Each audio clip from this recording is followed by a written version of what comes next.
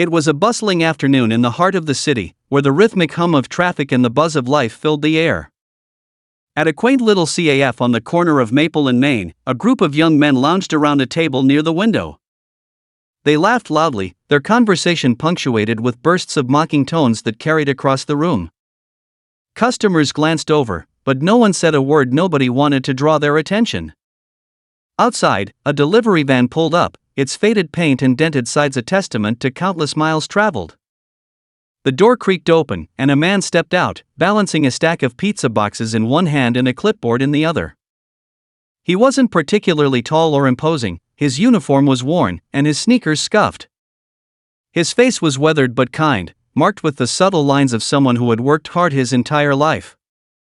As he approached the CAF, the laughter inside grew louder. "Hey, check this guy out," one of the young men sneered, elbowing his friend. "Think he's ever had a real job?" Another chimed in, smirking. "Yeah, must be nice delivering pizzas all day. Bet that's the highlight of his week." The group erupted in laughter as the delivery driver pushed open the CAF door, the chime above jingling faintly. He glanced their way but said nothing, his expression calm, almost indifferent. He made his way to the counter, where the manager greeted him warmly. "Right on time, as always," the manager said, giving the man a genuine smile. "Got your order right here," the driver replied, his voice steady and polite. He set the boxes down and handed over the receipt for the manager to sign. The group at the table wasn't done. They whispered among themselves, just loud enough for everyone to hear, throwing out insults that grew bolder with each word. "Bet he doesn't even own that van," one of them said, snickering. "Probably rents it out because he can't afford his own." "Maybe we should leave him a tip," another added, pulling a few coins from his pocket and letting them clink noisily onto the floor. "Oops." The delivery driver turned slightly, his gaze falling on the scattered coins. For a brief moment, something flickered in his eyes, something that might have been hurt, or maybe just disappointment. But he didn't react the way they expected. Instead, he bent down, picked up the coins, and placed them neatly on the counter. "Thanks," he said simply, his voice even. Then he turned back to the manager, who looked visibly uncomfortable, as if unsure whether to intervene. The bullies weren't satisfied. One of them leaned back in his chair, arms crossed. "Hey, man, you ever think about getting a real job? Or is this, like, your dream career?" Their laughter filled the CAF again, louder this time, more cutting. The driver finally turned to face them fully, his calm demeanor unshaken. He studied them for a moment, his gaze steady and unreadable. The room seemed to grow quieter, as though everyone was holding their breath. "I get it," he said finally, his tone measured and calm. "You've got your fun, your jokes. But you might want to be careful who you're talking to. Things aren't always what they seem." The group stared at him, their smirks faltering just slightly. One of them leaned forward, trying to regain the upper hand. "Oh yeah? What's that supposed to mean?" The driver didn't answer right away. He picked up his clipboard, gave the manager a nod, and started toward the door. Just as he reached it, he paused and looked back over his shoulder. "You'll see," he said quietly, a small smile tugging at the corner of his mouth. And with that, he stepped outside, leaving the CAF buzzing with tension. The bullies exchanged uneasy glances, their confidence shaken but not entirely gone. They had no idea what was coming or who they had just underestimated. It was almost as if the driver had vanished into thin air. The door to the CAF swung shut behind him with a soft thud, and the noise inside picked back up, but the mood had changed. The group of young men at the table fell into an uneasy silence. Their earlier mockery had felt harmless, fun even, but now, there was an odd sense of discomfort lingering in the air. It was as if they had just crossed an invisible line, but none of them knew exactly where that line had been drawn. One of the guys, Sean, leaned back in his chair, trying to shake off the strange feeling that had taken root. "Who does he think he is, right?" Sean muttered, though his voice lacked the usual bravado. He looked to his friends for reassurance, but none of them seemed particularly eager to join in. "No, man, he was weird," Mark said, his tone quieter than usual. Did you see the way he looked at us? Maybe he's just tired, Tom offered, the most laid back of the group. It's a tough job. I wouldn't want to be a delivery guy. But the uneasy silence lingered, stretching into something that felt much longer than it was. Each of them had their own reason to feel unsettled, whether it was the driver's calm, almost knowing demeanor or the way he'd simply shrugged off their mockery. It wasn't supposed to be like that. People were supposed to fight back, argue, get mad. That's how it always went. But he didn't. And that bothered them. Meanwhile, outside on the sidewalk, the delivery driver, whose name was Alex, walked with slow, deliberate steps toward his van. The afternoon sun had begun to dip lower, casting a golden glow on the pavement. He didn't rush, didn't seem in a hurry, though his shift was far from over. There was a quiet confidence in the way he moved, as if he had a place to be, and it wasn't here. Alex had seen it all before.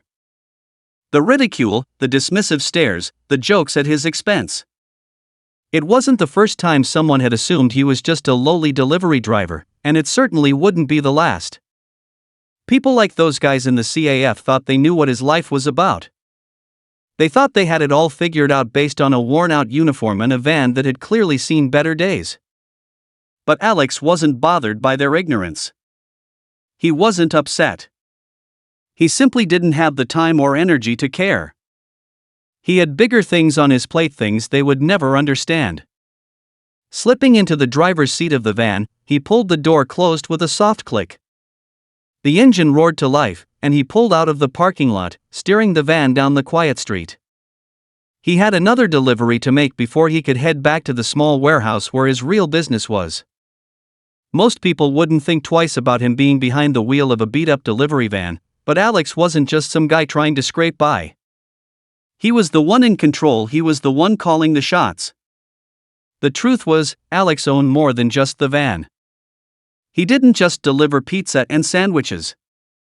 He ran a fleet of delivery vehicles, a small logistics company that catered to the restaurants and stores in the area. It wasn't glamorous, but it worked. It had built him a comfortable life, one that allowed him to live quietly, without the need for attention or praise. But it wasn't just the business that made Alex different from those guys in the CAF. It was the journey that had brought him here, the years of hustling, of taking risks, of building something from nothing. It wasn't always easy, and there were plenty of moments when he'd wondered if it was all worth it. But now, as he drove through the city, watching the streets roll by, he knew the answer. It had all been worth it. As Alex made his way to the next delivery, he thought back to his earlier conversation with the manager at the CAF. The older man had recognized him immediately, greeting him like an old friend. But the group of young men had no idea who he was, and that was exactly how Alex preferred it. He didn't need their validation, their approval. He was content to stay in the background, doing the work that needed to be done. In a way, that was his secret weapon. People underestimated him all the time. And he let them. Back at the CAF, the guys were still talking, though the earlier tension hadn't fully dissipated. They finished their coffee, their banter awkward and forced. The whole situation felt off to them now. It wasn't just the delivery guy, it was the strange, uncomfortable feeling that had settled over the table. "Hey, do you think he was, like, a cop or something?" Sean asked, trying to make sense of it all. "No way," Mark scoffed. "But maybe he's got some side hustle. You know, you can't judge people by the way they look. Maybe he's like one of those business guys who just does this for fun or something." Tom shook his head. "Nah, he looked like he had something more going on. I mean, why wouldn't he just snap back at us? He had every reason to." The conversation drifted off as they all sipped their drinks, their minds occupied with a thought they couldn't quite shake. What if that delivery guy wasn't who they thought he was? What if he was someone entirely different, someone with power, with connections, someone who had played them all for fools? But none of them had the answers, and the more they thought about it, the less certain they became. Meanwhile, Alex's van hummed along the road, his next stop just around the corner. He hadn't expected the interaction at the CAF to linger in his mind, but it had. He wasn't a man who often let things get under his skin, but those guys had come close. They were a reminder of a time when he'd been like them, young, arrogant, unaware of the effort it took to build something real. When Alex had started out, delivering pizza to pay his bills, he'd been like everyone else, full of hopes and dreams but without the clear vision of what it took to succeed. He'd worked for others, done the grueling hours, never knowing if he'd make it to the next paycheck. But that was before he started his own business. Before he took control. Now, the idea of being underestimated was almost laughable. He had earned every bit of success, every inch of ground he'd gained, but people didn't see that. They saw the uniform, the van, the delivery route. They had no idea. As Alex pulled up to a small restaurant on the edge of town, he parked the van and got out, carrying another stack of boxes. He walked briskly toward the door, his thoughts still drifting back to the CAF. But this time, something shifted in him. He wasn't angry, but there was a spark of quiet, growing certainty that it might be time to show those guys exactly who he was. What they didn't realize was that Alex wasn't just a delivery driver. He wasn't just the guy they could mock and dismiss. He was the owner of a business that was growing faster than they could imagine. And maybe, just maybe, it was time to remind them of that. But for now, he kept walking toward the door, delivering the food, and keeping his secrets safe. The time for revelations wasn't here yet. The mystery of who Alex really was would remain, waiting to unfold. The sun was setting as Alex finished his last delivery for the day. The light had softened, casting a warm, amber glow over the streets, but there was a certain coldness in the air. Something unsettled him, a nagging feeling he couldn't shake. He had driven past the CAF a few times that afternoon, just to clear his mind, but every time he passed, he could feel the eyes of those young men on him, even if they didn't know he was watching. His mind kept returning to the brief exchange that had happened inside the CAF, the way they had mocked him. It wasn't the first time, it wasn't even the worst, but there was something different about today. Something in the way they had reacted to him, the way their laughter had faltered for just a second when he had spoken. He didn't want to admit it, but their words had struck a chord. It wasn't about proving anything to them. He didn't need their approval. But there was a part of him that wondered, how long would people like them keep underestimating him? How long would he allow it? The van hummed quietly beneath him as he navigated the quiet streets, heading back to his warehouse. But as he passed the intersection just a few blocks away from the CAF, something caught his eye: a familiar car parked on the side of the road, its headlights reflecting off the damp pavement. It was a sleek, black sedan, one that didn't belong in this part of town. The car was parked in front of a small, run-down office building, a place where only a few businesses operated. Alex frowned, his instincts kicking in. He didn't like coincidences, and this felt like one. His thoughts quickly flashed back to the group of guys at the CAF. Sean, Mark, and Tom. They hadn't seemed like the kind of guys who would know anyone important, let alone be involved in anything illegal. But what if they were? What if they had more connections than they let on? As the van rolled to a stop at a red light, Alex's phone buzzed in his pocket. He hesitated for a second, but curiosity got the better of him. He pulled the phone out, glancing at the message. It was from his assistant, Carla, who helped manage the logistics side of the business. The text was simple, but it carried an unmistakable urgency. Alex, something's wrong with the shipment from the warehouse. Call me as soon as you can. His grip on the wheel tightened. It wasn't unusual for problems to arise with shipments, especially when dealing with multiple deliveries. But Carla wouldn't send a message like that unless it was serious. Alex's mind raced, thinking about the last few shipments, wondering if something had gone wrong during one of them. His thoughts were interrupted by a loud honk from behind him, and the light turned green. He drove on, his mind swirling with questions and suspicions. The mystery surrounding the guys from the CAF and the strange car parked outside the office building gnawed at him, but Carla's message took priority. He needed to get to the warehouse, and fast. As he turned onto the street leading to his warehouse, his phone buzzed again. This time, it wasn't Carla. It was an unknown number. He hesitated before answering, his gut telling him something was off. The voice on the other end was low and unfamiliar. "We've been watching you," the voice said, its tone cold and deliberate. "And we know what you've been up to." Alex's stomach dropped. He didn't respond immediately, but his heart raced. Was this some kind of threat? His mind ran through the possibilities. Who could this be? What did they want with him? And how did they know anything about his business? The voice continued, cutting through his thoughts. "You've been making a lot of noise lately, Alex. And we don't like it when people like you get too comfortable." The words were cryptic, but they were enough to send a chill down his spine. He gripped the steering wheel harder, trying to steady his breath.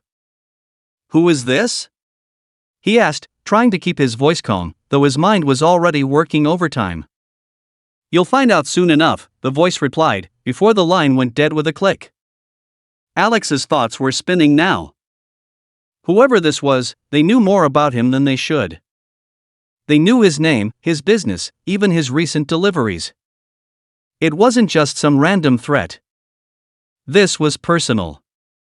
His phone buzzed again, but this time, it wasn't a message. It was Carla, calling. He answered it quickly, his voice tight with urgency. "Carla, what's going on?" he asked, trying to keep his tone steady. "There's been a mix-up with the shipment, Alex," Carla replied, her voice tinged with worry. "We've got an issue. Someone tampered with the boxes. They've been swapped out for something else." Alex's mind raced.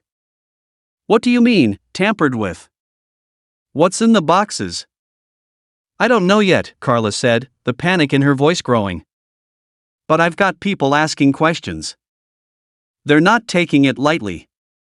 Alex cursed under his breath. This was getting worse by the second. First the strange phone call, now this? Someone was messing with his business, and it didn't take long to figure out who was behind it. He knew there was a connection between the bullies at the CAF and this sudden complication. They were involved in something bigger than they let on. He could feel the tension building, a storm on the horizon. There was no turning back now. Whatever was happening, whatever this was leading to, it was going to escalate fast. He pulled into the warehouse parking lot, his heart racing as he parked the van. The night had fully settled in now, the sky a deep shade of indigo. He turned off the engine and sat there for a moment, staring at the darkened building in front of him. Everything felt off, like the calm before a storm.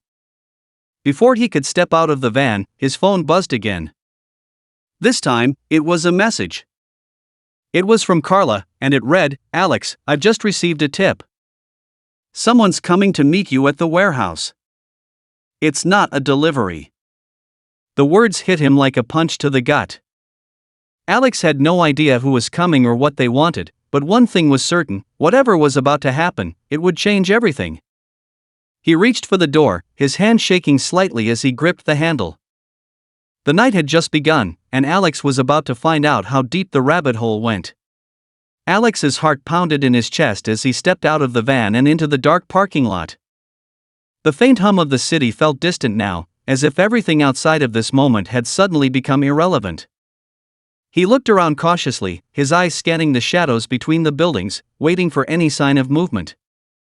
Whoever was coming wasn't just a random visitor, they were coming for something. As he walked toward the entrance of the warehouse, his phone buzzed again. Another message from Carla: "Alex, listen carefully. I don't know who's behind this, but it's bigger than we thought. Someone in your circle is working against you. Don't trust anyone." The words hit him like a slap to the face. He had always been a careful man, loyal to the people who worked with him, but Carla's warning made his skin crawl. Who could be betraying him? And why now? His thoughts raced, but he shoved them aside. He needed to focus. Whatever was going on, it was clear that it had escalated far beyond just a few lost shipments or petty mockery. The call, the mysterious car, and now this. He had no idea who was behind it, but it felt like he was standing at the center of something far more dangerous than he had anticipated. As Alex entered the warehouse, the heavy metal doors creaked shut behind him, leaving only the faint echo of his footsteps in the empty space. The warehouse was eerily quiet, the dim overhead lights casting long, distorted shadows across the rows of boxes and shelves. He felt an unsettling chill in the air, as though the entire place was holding its breath. A movement caught his eye from the far corner of the room. It was a silhouette, standing just beyond the reach of the light. For a moment, Alex hesitated, his muscles tensing as he tried to make out the figure. Then the figure stepped into the light, revealing a man wearing a black suit, his face partially obscured by a fedora. Alex froze. This wasn't someone he recognized. But the air around the man felt heavy, as if he belonged here, and that made Alex's pulse race even faster. "Mr. Alex Miller, I presume?" the man said, his voice smooth and cold, with a trace of amusement. Alex didn't answer immediately. He studied the man, trying to gauge his intentions. Whoever he wasn't here to make small talk. And Alex had learned over the years that people like this, people who move through shadows, rarely came with good news. "I don't have all night," the man continued, his eyes narrowing. "I suggest you listen carefully. The situation you're in is more complicated than you realize. And unfortunately for you, you've made some powerful enemies." Alex's heart skipped a beat. The pieces of the puzzle were starting to fall into place, but they didn't make sense. Who was this guy, and what was he talking about? "I don't know what you're talking about," Alex said, his voice steady, though inside, the tension was building. He could feel the weight of the room closing in on him. The man smiled, but it wasn't a pleasant smile. It was calculating, cold, like a predator sizing up its prey. "I'm sure you don't. But the time for pretending is over. Your business, it's not just about pizza deliveries or shipments anymore. It's become something much more significant. And if you think you can just walk away from what you've started, think again." Alex's mind raced. What was he saying? His business had always been about logistics, simple enough. But now, this stranger was suggesting that something else was going on behind the scenes, something Alex had never considered. The risk, the danger, was greater than he could have imagined. Before Alex could respond, the man took a step forward, his eyes locking onto his. "There are people watching you, Mr. Miller. People who've been waiting for you to make a mistake, to slip up. And when you do..." A sharp noise interrupted him. The unmistakable sound of footsteps approaching from behind. Alex spun around, his heart in his throat. A second figure had emerged from the shadows this time, a familiar face. It was Mark, the same guy who had been mocking him earlier in the CAF. His face was pale, his eyes wide with a look of confusion that was almost too perfect to be real. "What's going on here?" Mark asked, his voice shaky. He glanced nervously between Alex and the man in the suit. The stranger's smile widened, but there was no warmth in it. "Ah, a familiar face. I see you've already met our friend Alex, Mr. Hill." Mark looked confused, his brows furrowed. "What? What's going on? I don't understand." Alex's gut twisted. He didn't have time for games. He needed answers. "You've been playing a dangerous game, Mark," the man said, his voice dropping to a low, almost sinister tone. "You're in way deeper than you realize. This isn't just about mocking the delivery guy. This is about power, control, and the things you've done behind the scenes without even knowing it." Alex's eyes narrowed. "What the hell are you talking about?" But before the man could respond, the door to the warehouse slammed open with a deafening bang. Several more figures stepped inside, moving with purpose. The room was quickly filling with people, too many to be a coincidence. "Everyone freeze!" A new voice rang out. Alex turned to see two more men, dressed in dark uniforms, their hands gripping guns tightly, their faces cold and calculating. The tension in the room skyrocketed. Alex's mind raced as the reality of what was unfolding hit him all at once. He wasn't just caught in the middle of some petty rivalry. He had unknowingly crossed a line, and now it was too late to turn back. The stakes were higher than he could have ever imagined, and he was surrounded by enemies, people who had been pulling strings for far longer than he realized. Mark, still standing there, seemed even more panicked now, his confusion deepening as he backed away. "What is this, man? What's going on?" The stranger in the suit didn't even look at Mark. His gaze was fixed solely on Alex, his smile now gone, replaced by an unreadable expression. "Mr. Miller," he said, his tone suddenly serious. "It's time you understood exactly who you've been dealing with." The atmosphere in the warehouse was suffocating now. The men with guns stood tall and unyielding, their eyes cold and focused on Alex. His thoughts were a blur, his heart racing as his mind scrambled for a way out of this. The stranger in the suit stepped forward, his gaze locked on Alex's, making it impossible to look away. "Do you really think this is about deliveries?" the man asked, his voice low and controlled. "You've been playing with fire, Alex. And now it's time for you to learn the cost." Alex's blood ran cold. Every part of him wanted to fight, to push back, but he could feel the weight of the situation bearing down on him. These men weren't just here for intimidation, they were here for something much bigger. "Who are you?" Alex demanded, his voice rough with a mix of frustration and fear. "What do you want from me?" The man's smile returned, but it was no comfort. "You're not the first one to ask that question. But you're about to be the first to get the answer." He motioned to the men behind him, and one of them stepped forward, holding up a small device. It looked like a tablet, but when he turned it toward Alex, the screen flickered to life, revealing a live feed of a security camera. The image was grainy at first, but it quickly sharpened into focus, showing a familiar face. "Carla." Alex's stomach dropped. "She's been working for us," the man in the suit continued. "For a long time." The words hung in the air like a punch, and Alex's mind reeled.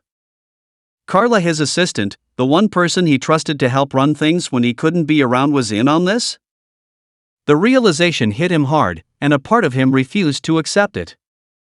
He wanted to believe it was some kind of mistake, that there was a deeper conspiracy at play, but the evidence was right in front of him. "Why?" Alex's voice cracked, but he steadied himself. "Why would she do this?" The stranger tilted his head slightly, as though considering the question. "She's part of a much larger operation, Mr. Miller. This wasn't about pizza deliveries or shipments. This was always about access. Information. The networks you've been building, the people you've been dealing with. She's been feeding us everything." Alex's mind raced as the pieces fell into place. The strange phone calls, the cryptic warnings, the delivery mix-up, it all made sense now. Carla had been playing both sides, working against him while pretending to be his ally. But why? What was her endgame? Before he could speak again, the warehouse doors slammed open once more, and another group of men poured inside. This time, it wasn't just the men with guns, it was a team of professionals, moving quickly and with purpose. They weren't here to negotiate, they were here to take control. One of the men moved to the front, his face obscured by a mask. He looked at Alex, then back at the man in the suit. "Everything is in place. We've got the backup we need." The man in the suit nodded. "Excellent. Now, let's make sure Mr. Miller understands exactly how deep this goes." A loud crash echoed through the warehouse as a large metal door on the far side of the room swung open. Alex's eyes widened as a truck backed in, its massive wheels screeching against the concrete floor. The back door of the truck was opened, and a large pile of boxes were rolled into the warehouse. But these weren't the typical shipments Alex handled, they were filled with high-tech equipment, data drives, and documents. Alex's heart raced as he realized the truth. His business wasn't just a front, it had been a part of something much darker. He had unwittingly become involved in a web of corruption, smuggling, and illegal activity that he had never imagined. But before he could make sense of everything, a familiar voice cut through the tension. "Alex." He turned sharply, his pulse spiking as he saw Carla standing at the entrance of the warehouse. She was panting, her eyes wide with fear, but there was something else in them, something Alex couldn't quite place. "Carla?" he said, his voice barely a whisper. "What is this? What's going on?" She stepped forward hesitantly, her hands trembling. "I didn't want you to get involved, Alex. I swear. It started out as something small, just a way to keep the business afloat when things were tight. But then it got bigger. And I didn't know how to get out." The confession hit Alex like a punch. She was trapped, just like him. But there was something she wasn't saying. Something in the way she hesitated. "You could have told me," Alex said, frustration boiling in his chest. "You could have trusted me." Carla looked down, her voice barely a whisper. "I wanted to. But I couldn't. It was too late. They had control over everything. Over you." Before Alex could process her words, the man in the suit stepped forward, his cold smile never wavering. "You see, Mr. Miller, you were always the perfect target. The perfect pawn. You built a business. You trusted the wrong people. And now, everything you've worked for belongs to us."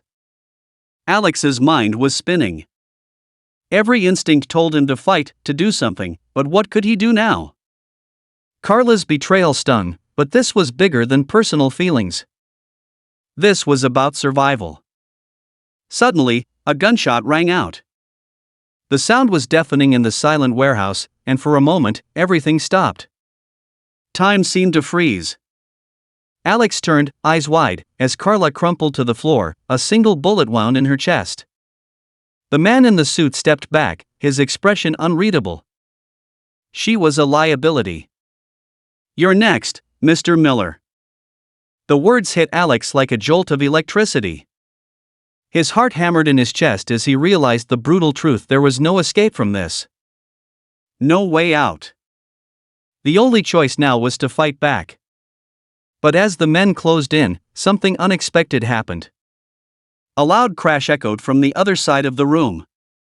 The door to the warehouse burst open, and Alex's eyes widened as a familiar face appeared in the doorway. It was Sean, the guy from the CAF. But this time, he wasn't mocking Alex. He was holding a gun. "You think you've got control of this, don't you?" Sean sneered, stepping into the room. "You've underestimated everyone, Mr. Miller." The shock of the moment hit Alex like a tidal wave. Sean, the same guy who had laughed at him just days ago, was now standing in front of him, an ally in this twisted game. And just as suddenly as it had all started, everything began to shift. The story was far from over. But the final twist had only just begun. The warehouse felt like it was on the edge of collapsing, as if the tension and the chaos that had been building for days had finally reached a breaking point.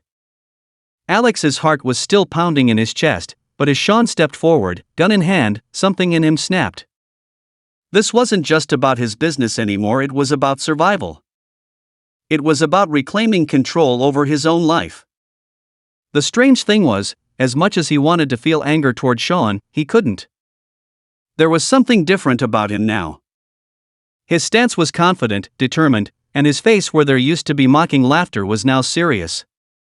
It was as if the same man who had taunted him over pizza deliveries was now a completely different person, someone who had realized the gravity of the situation. "Get back!" The man in the suit barked, his hand going to his own gun, but Sean's voice cut through the air, calm but firm. "Drop it," Sean said, his finger resting lightly on the trigger. "All of you." The man in the suit hesitated. For a split second, it seemed as if he was weighing his options. But Sean's eyes never wavered. He wasn't here to negotiate. He was here to end this. Alex barely had time to process what was happening before Sean spoke again. "You're going to walk out of here," Sean said to the men with guns, "or I will make sure this goes south for all of you." "I'm not bluffing." There was a coldness to Sean's words that made Alex's chest tighten. This wasn't the same guy who had laughed at him a few days ago. Sean had changed. And somehow, that gave Alex hope. Maybe, just maybe, this was the twist that could turn everything around. The man in the suit exchanged a look with his men, and Alex could see the calculation in his eyes. He was weighing the risk. They had numbers, but they also knew that Sean wasn't someone to take lightly. Finally, with a curt nod, the man lowered his gun, signaling for the others to do the same. "You're making a big mistake," the man in the suit said through gritted teeth, but his words didn't carry the same power they had before. It was clear that, in that moment, they were no longer in control. Sean's gun remained aimed at the group, but his voice was steady, commanding. "You can walk out, or you can stay and face the consequences. Your choice." The men, seeing no way out, began to back away slowly, retreating toward the exit. Alex didn't take his eyes off them for a second, not trusting them to stay gone. But as they disappeared into the night, the tension in the air slowly began to dissipate. For a long moment, there was silence. "Carla," Alex began, his voice breaking as he turned toward her. But she wasn't moving. The bullet had struck her in the chest, and the blood that pooled beneath her was already spreading. There was no saving her now. He knew it in his bones, even though part of him wanted to believe that maybe she could pull through. But there was no miracle coming. Sean stepped up beside him, lowering his gun and offering a hand. "She's gone, Alex." Alex nodded, swallowing the lump in his throat. This wasn't how he had imagined things would end. The betrayal still stung, but Carla's death, it was too much. Too much for any of them to have to endure. "I don't understand," Alex said, his voice hoarse. "Why? Why did she do it? Why didn't she just tell me?" Sean looked at the ground, his eyes clouded with something Alex couldn't quite place. "She was stuck in the middle. But deep down, I think she wanted out. She didn't know how to tell you without risking everything." Alex shook his head. "She could have trusted me." "She did," Sean said, his tone softening. "But she knew what kind of people we were dealing with. And she didn't think anyone could get out without paying the price. But you proved her wrong." Alex looked back down at Carla, a mix of anger and sadness welling up inside him. "I could have saved her. I should have done something sooner." "You can't save everyone," Sean said quietly. "But you can keep fighting." That's what she would have wanted. She wanted you to get out. To get away from this. Alex looked up at Sean, trying to make sense of everything. "What happens now? What do we do?" Sean gave him a grim smile. "Now we finish what we started. We take down the people behind all of this." Alex's thoughts began to clear as he processed the situation. The pieces were falling into place. This wasn't just about the business anymore. This was about stopping an entire network of criminals who had been using him, manipulating him, without him ever realizing it. And with Sean's help, maybe they had a shot at bringing it all down. The next few days were a blur of action, planning, and making difficult decisions. Alex had always been good at managing logistics, at running a business, but this? This was a whole new ballgame. There were no instructions, no guidebooks on how to take down a network of criminals who operated in the shadows. But he wasn't alone. Sean knew the game, and together, they pieced together the connections, the contacts, the people who had been pulling the strings. As the operation unfolded, Alex felt the weight of what he was doing. Every step was dangerous, every choice critical. But there was no turning back. Not after what had happened to Carla. She may have been caught up in something bigger than her, but Alex wasn't going to let that be her legacy.